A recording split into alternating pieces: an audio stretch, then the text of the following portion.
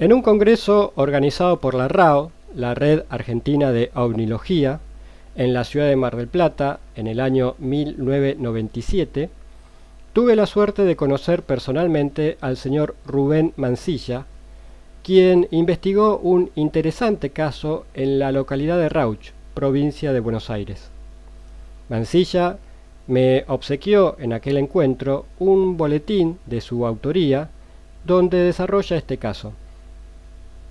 Según describe, en la madrugada del día 17 de noviembre de 1960, una fuerte tormenta eléctrica había cubierto la zona de Rauch. Siendo aproximadamente las 3 de la madrugada, comienzan a caer las primeras gotas en forma de fina llovizna. En ese momento, a unos 15 kilómetros al noreste de dicha localidad, el señor Cristóforo es despertado por su esposa para que se levantara para recoger las sábanas que lavara la tarde anterior, con el fin de que no se mojaran. El testigo recuerda que encendió la vela y empezó a ponerse la ropa. La noche estaba muy calurosa y con los truenos parecía que se venía el mundo abajo. Terminó de calzarse las alpargatas y abrió la puerta de la pieza.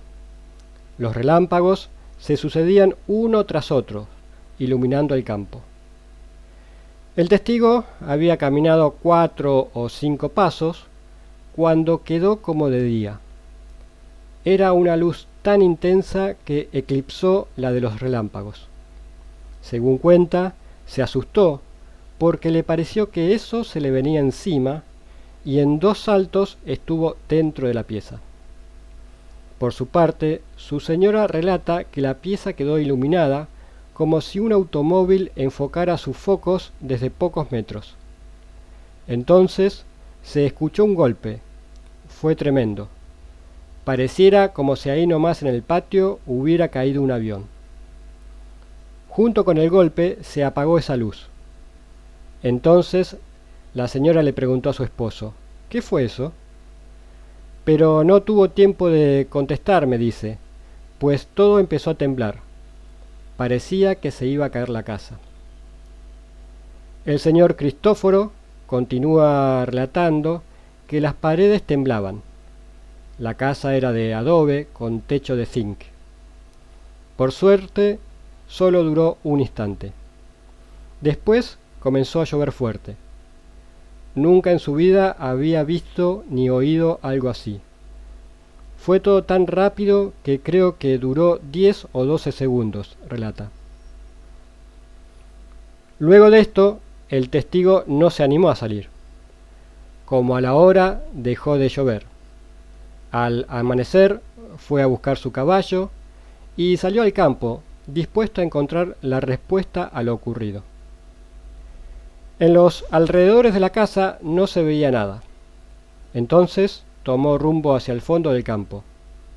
Una vez en el lugar, y luego de revisar todo sin resultado, ya se estaba por volver cuando vio al dueño del campo vecino que se acercaba. El vecino le preguntó si había escuchado el terremoto. Entonces el señor Cristóforo le contó su experiencia, y quedaron en que él buscaría en su campo alguna huella del suceso. El testigo tomó rumbo a su casa y cuando estaba a unos 1000 metros, vio a su derecha, en un bajo, donde hay una pequeña laguna, un montón de cosas que a primera vista le parecieron bolsas de cereal amontonadas. Cuando estuvo a unos 50 metros, se dio cuenta que los bultos no eran bolsas, sino tierra amontonada. El montón de tierra estaba alrededor de un pozo de unos 2 metros de diámetro, de donde salían 8 rayos, todos parejos, dispuestos como en la rueda de un carro. Posteriormente fueron medidos y tenían 6 metros de largo, unos 40 centímetros de ancho y 30 centímetros de profundidad.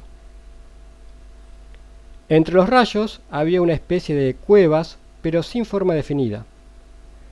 No como las del peludo, que son bien redondas, ni tampoco estaban hechas desde afuera, sino que daba la impresión de que había salido desde abajo, haciendo volar tierra y gramilla hasta una distancia de aproximadamente 50 metros alrededor del pozo. La parte central de este estaba totalmente calcinada como polvo de ladrillo, al igual que parte de los montones de tierra que estaban alrededor del agujero central, cuya profundidad sería de unos 50 centímetros. La lluvia de esa noche había hecho caer parte de la tierra desde el lado de la laguna, pero no se había formado barro, o sea que el agua se había resumido dentro del pozo. Luego de esto fue a su casa y se dirigió a Rauch a realizar la denuncia en la comisaría, desde donde le mandaron a su propiedad un agente de la policía. Esa misma tarde concurrió a su campo gran cantidad de personas.